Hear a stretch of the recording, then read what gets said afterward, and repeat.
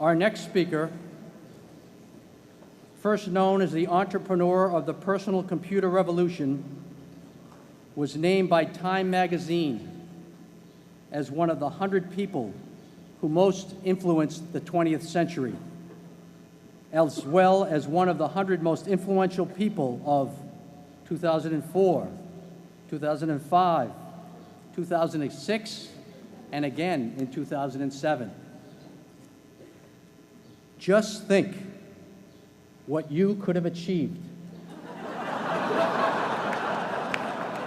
if you had stayed here another 2 years.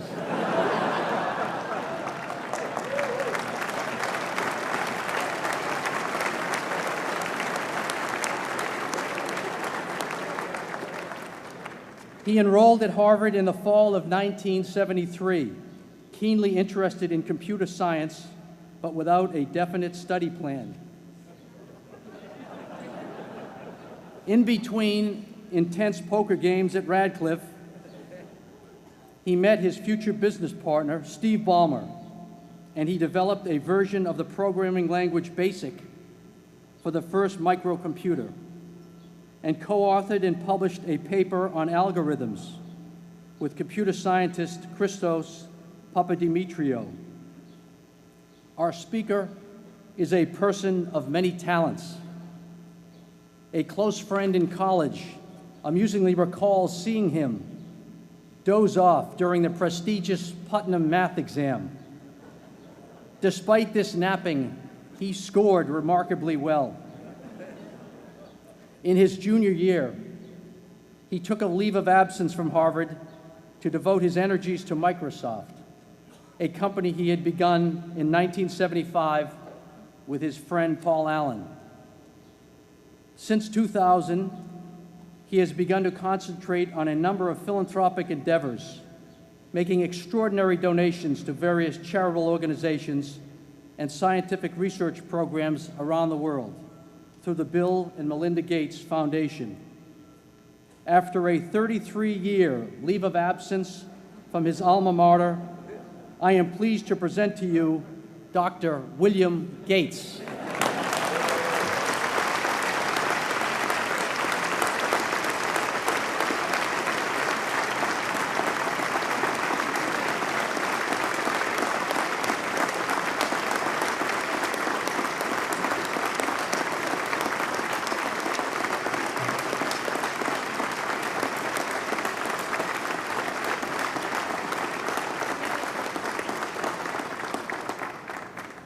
Thank you.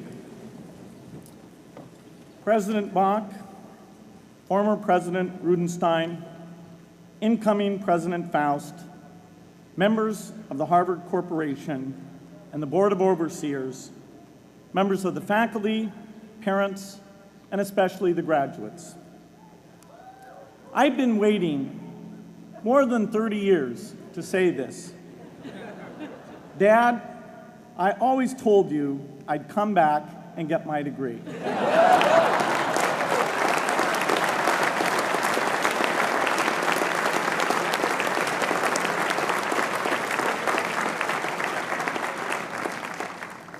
I want to thank Harvard for this honor. I'll be changing my job next year, and it will be nice to finally have a college degree on my resume. I applaud the graduates for taking a much more direct route to your degrees. For my part, I'm just happy that the Crimson called me Harvard's most successful dropout. I guess that makes me valedictorian of my own special class. I did the best of everyone who failed.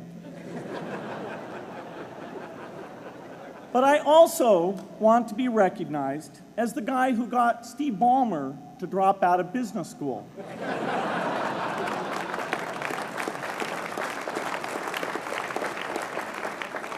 I'm a bad influence. That's why I was invited to speak at your graduation. If I'd spoken at your orientation, fewer of you might be here today.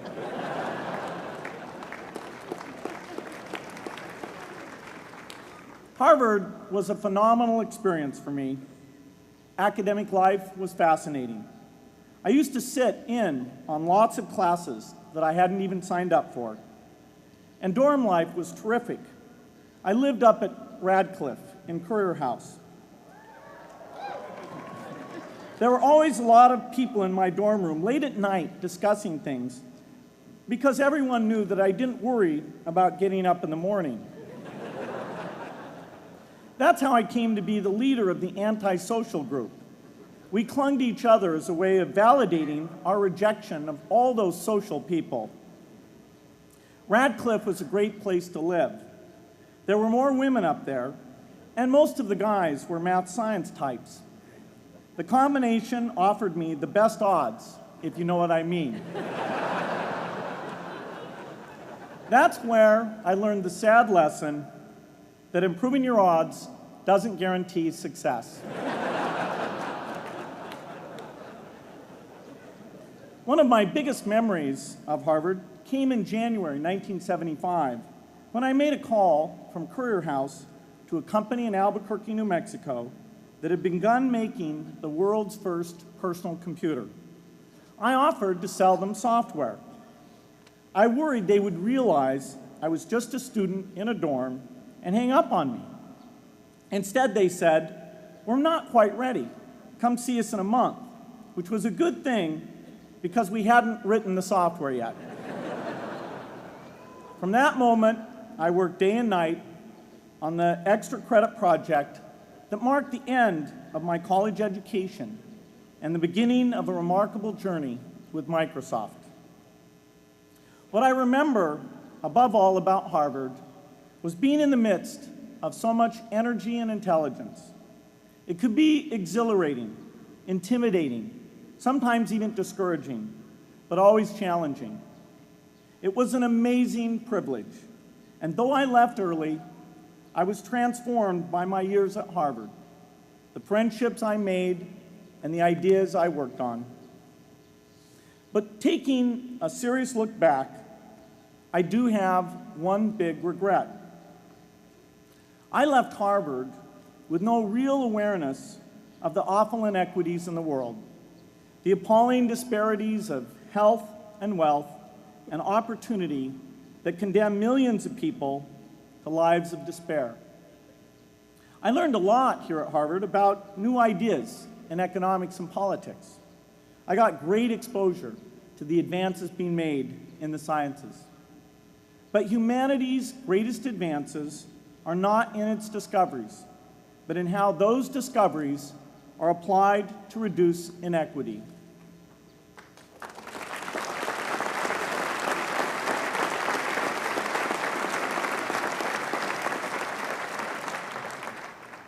Whether through democracy, strong public education, quality health care, or broad economic opportunity, reducing inequity is the highest human achievement.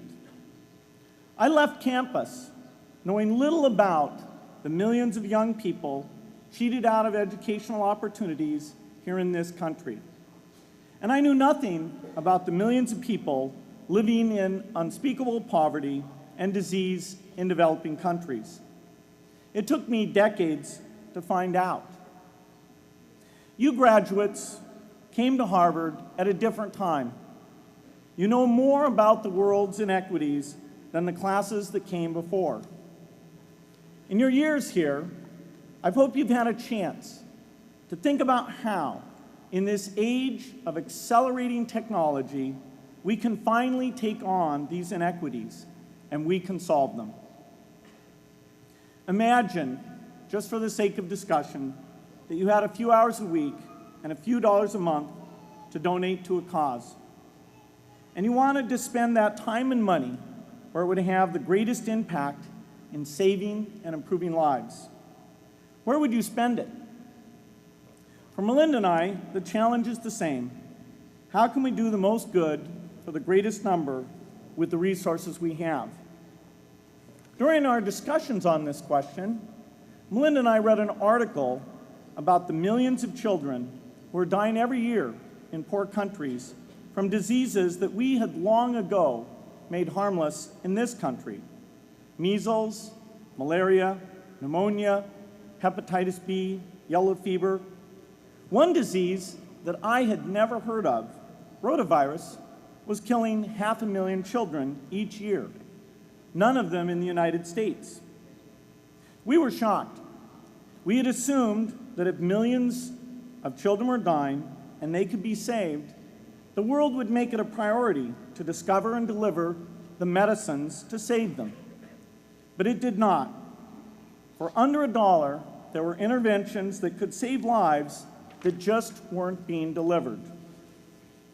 If you believe that every life has equal value, it's revolting to learn that some lives are seen as worth saving and others are not.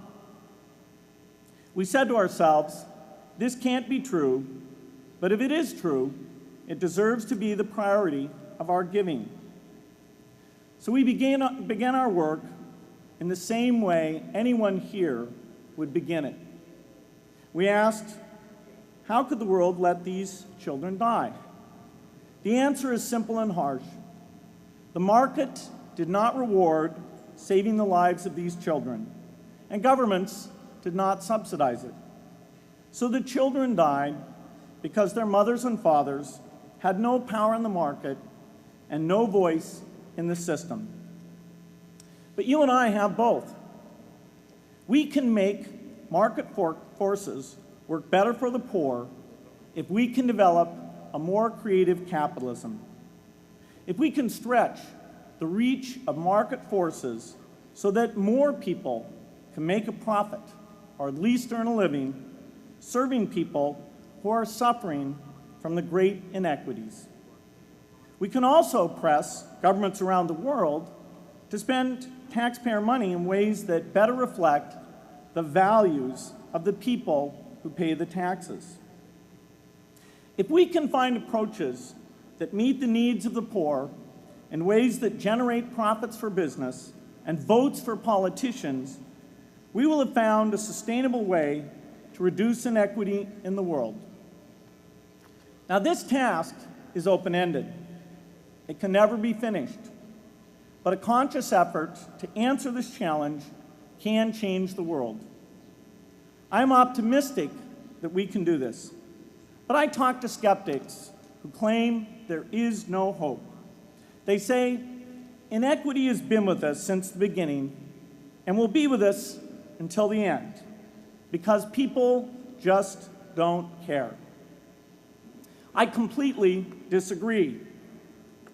I believe we have more caring than we know what to do with. All of us here in this yard, at one time or another, have seen human tragedies that broke our heart, and yet we did nothing, not because we didn't care, but because we didn't know what to do. If we had known how to help, we would have acted. The barrier to change is not too little caring. It is too much complexity.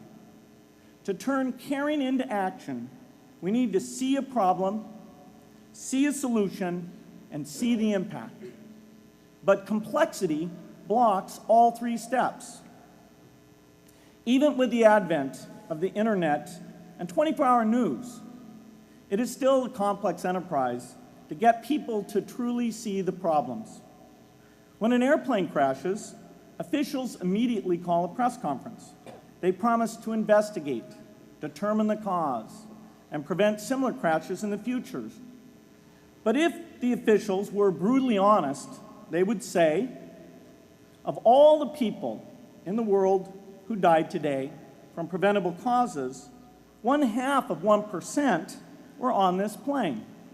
We're determined to do everything possible to solve the problem that took the lives of the 0.5%. The problem is not just the plane crash, but the millions of preventable deaths. We don't read much about these deaths. The media covers what's new, and millions of people dying is nothing new.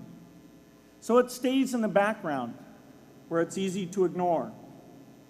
But even when we do see it or read about it, it's difficult to keep our eyes on the problem. It's difficult to look at suffering if the situation is so complex that we don't know how to help. And so we look away. If we can really see a problem, which is the first step, we come to the second step, cutting through the complexity to find a solution. Finding solutions is essential if we want to make the most of our caring. If we have clear and proven answers anytime an organization or individual asks, "How can I help?" then we can get action, and we can make sure that none of the caring in the world is wasted. But complexity makes it hard to mark a path of action for everyone who cares, and makes it hard for their caring to matter. Cutting through complexity to find solutions runs through 4 predictable stages: determine a goal, find the highest impact approach, deliver the technology ideal for that approach, and in the meantime, use the best application of technology you already have, whether it's something sophisticated like a new drug or something simple like a bed net. The AIDS epidemic offers an example. The broad goal, of course, is to end the disease. The highest leverage approach is prevention. The ideal technology would be a vaccine that gives lifelong immunity with a single dose. So governments, drug companies, and foundations are funding vaccine research. But their work is likely to take more than a decade. So in the meantime, we have to work with what we have in hand, and the best prevention approach we have now is getting people to avoid risky behavior. Pursuing that goal starts the 4-step cycle again. This is the pattern. The crucial thing is to never stop thinking and working, and never do what we did with malaria and tuberculosis in the 20th century, which is to surrender to complexity and quit.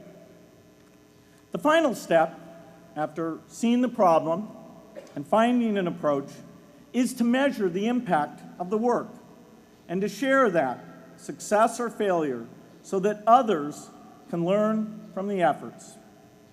You have to have the statistics, of course. You have to be able to show, for example, that a program is vaccinating millions more children. You have to be able to show, for example, a decline in the number of children dying from the diseases. This is essential not just to improve the program, but also to help draw more investment from business and government. But if you want to inspire people to participate, you have to show more than numbers. You have to convey the human impact of the work so people can feel what saving a life means to the families affected. I remember going to the World Economic Forum some years back and sitting on a global health panel that was discussing ways to save millions of lives. Millions. Think of the thrill if you could save just one person's life, then multiply that by millions.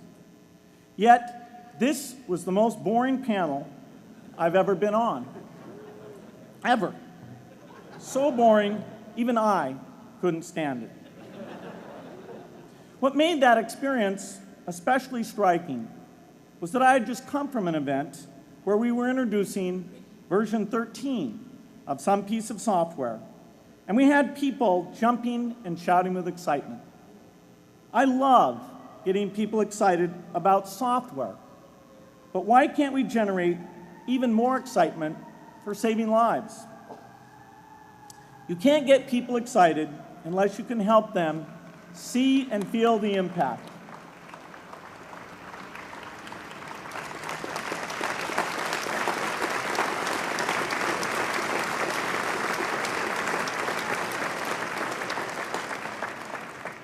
The way to do that is another complex question.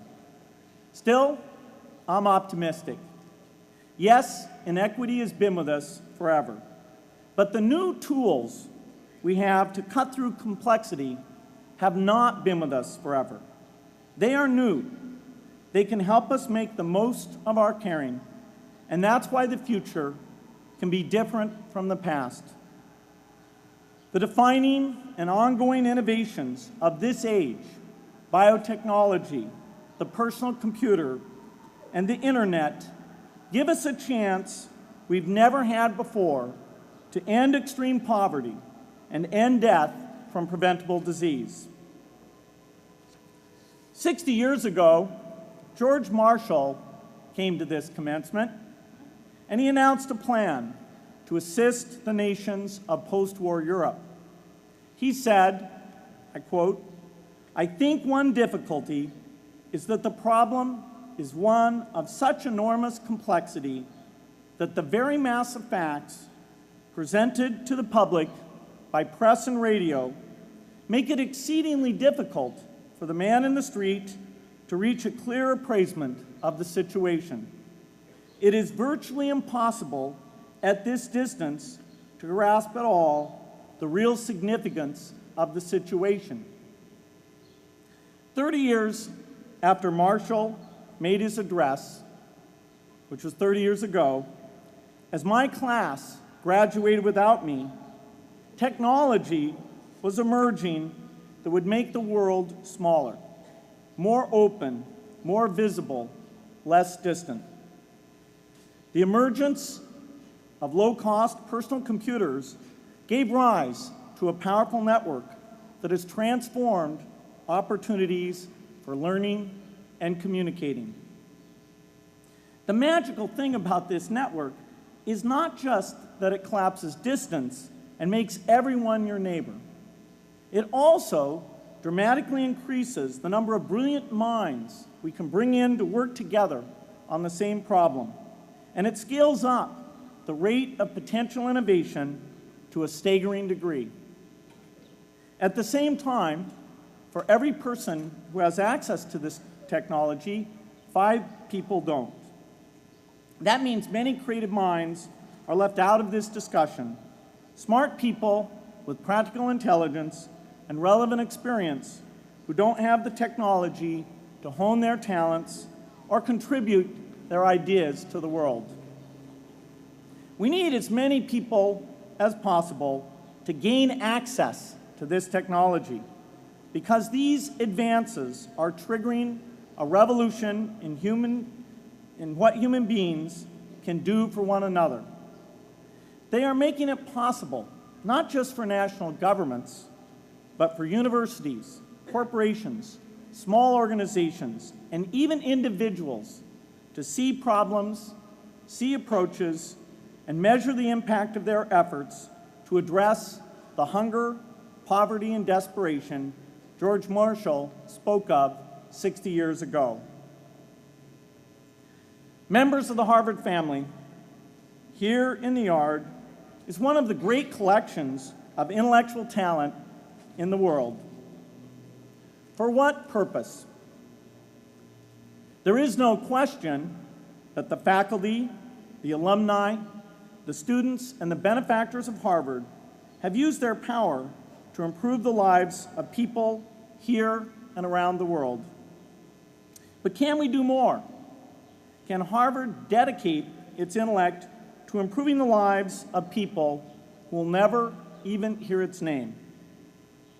Let me make a request of the deans and the professors, the intellectual leaders here at Harvard. As you hire new faculty, award tenure, review curriculum, and determine degree requirements, please ask yourself, should our best minds be more dedicated to solving our biggest problems? Should Harvard encourage its faculty to take on the world's worst inequities?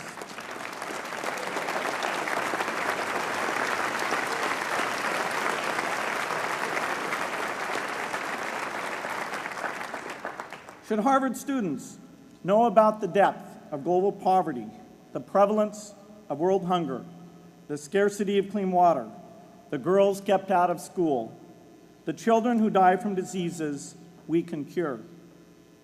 Should the world's most privileged learn about the lives of the world's least privileged? These are not rhetorical questions.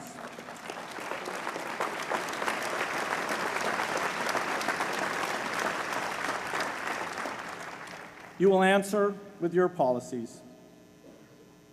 My mother, who was filled with pride the day I was admitted here, never stopped pressing me to do more for others. A few days before I was married, she hosted a bridal event at which she read aloud a letter about marriage that she had written to Melinda. My mother was very ill, with cancer at the time, but she saw one more opportunity to deliver her message, and at the close of the letter she said, "From those to whom much is given, much is expected."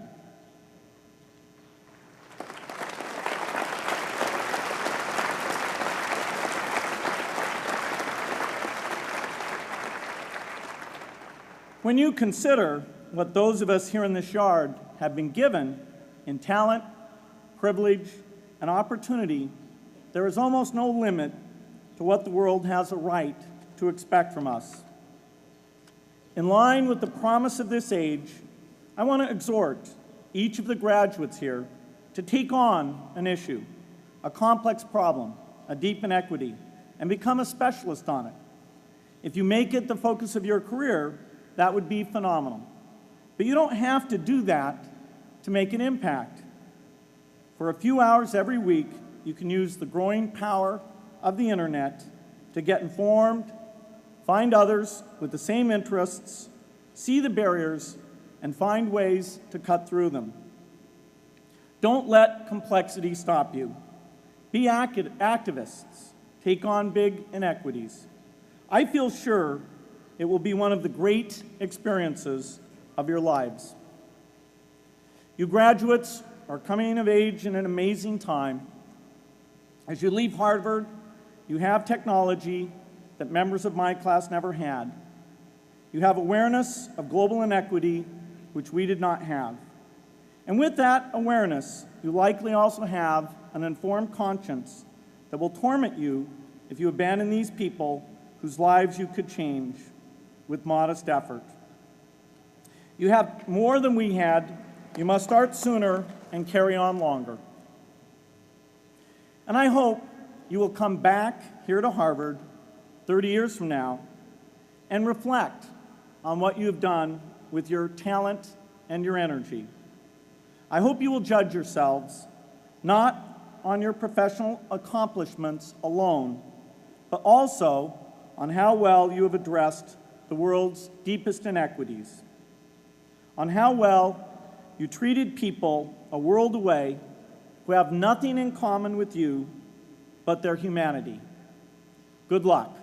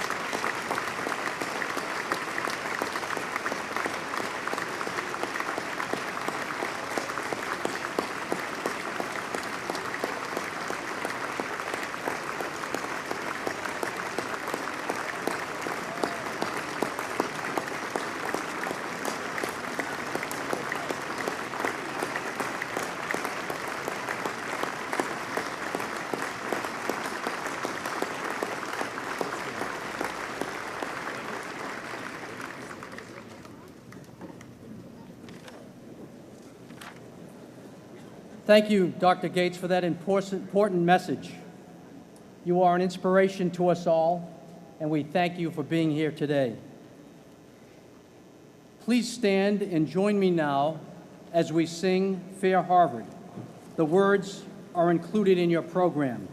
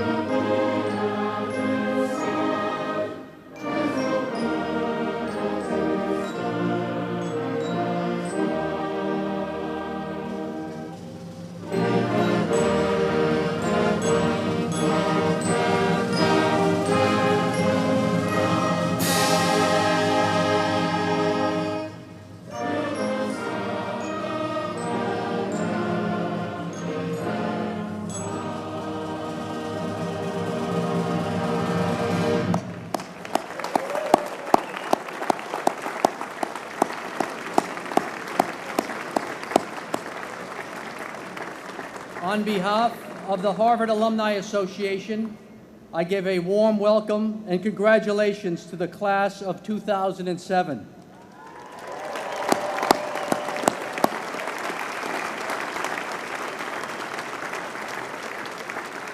I hope you will return often to Cambridge and will remain engaged with our university through the many activities offered by the HAA and the Harvard clubs around the world.